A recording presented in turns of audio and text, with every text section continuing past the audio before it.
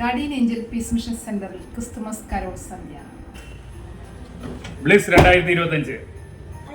2025 December 14 ഞായറാഴ്ച വൈകിട്ട് 6 മണിക്ക്.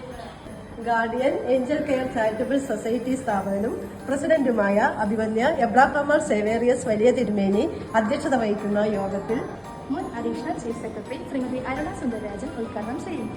ആലുവ അദ്വൈതാശ്രമ സെക്രട്ടറി ശ്രീമദ് ധർമ്മചൈതന്യ സ്വാമി മുഖ്യ സന്ദേശം നൽകുന്നു.